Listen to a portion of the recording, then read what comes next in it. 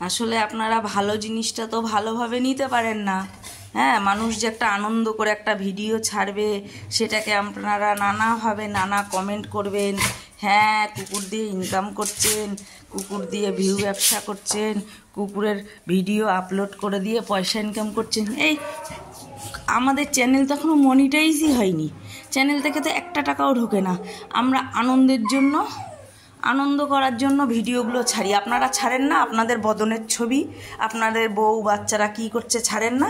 আমরাও আমাদের বাচ্চার ছবি ছেড়েছি, আমরাও আমাদের এই বড় বাচ্চা ছোট বাচ্চা এদের ছবি ছাড়ি, আনন্দ পাই। কেউ যদি কমেন্টে লেখে সোনা সোনা বাচ্চা, লক্ষ্মী বাচ্চা, হ্যাঁ কিউট বাচ্চা, এতে আমাদের আনন্দ লাগে। আর আপনারা সেটাকে কোথায় নিয়ে গিয়ে দাঁড় করিয়েছেন, তার জন্যই আমি ভিডিওটা করেছি, তার জন্যই ভিডিওটা করেছি যে আমাদের কত কিছু সহ্য করতে হয়। আর যারা বলেন না এইসব বাচ্চা বিক্রি করে, হ্যাঁ বিডার বিডার বিডার কাকে বলে?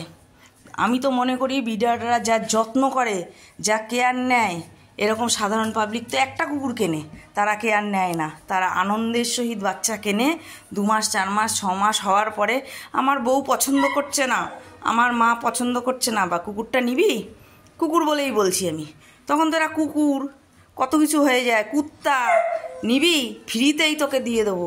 সে কিন্তু কিনেছে 10,000 12,000 15,000 দিয়ে। যখন বউ অপছন্দ করে তখন তাকে ফ্রিতে দিয়ে দেওয়ার চিন্তা করে, সে মরবে না বাঁচবে না কী করবে, সোনা বাচ্চা তখন চলে গেল তার কাছে। কিন্তু বিডাররা ওদের রক্ত দিয়ে এদেরকে, মানে বুকের রক্ত দিয়ে এদেরকে মানুষ করে। এরা কি খেলো না খেলো, কখন অসুস্থ হলো, সেই সবগুলো কেয়ার করে। বিডারদের ওপর আঙুল ওঠে কেন করেন আপনারা? এসবগুলো করবেন না।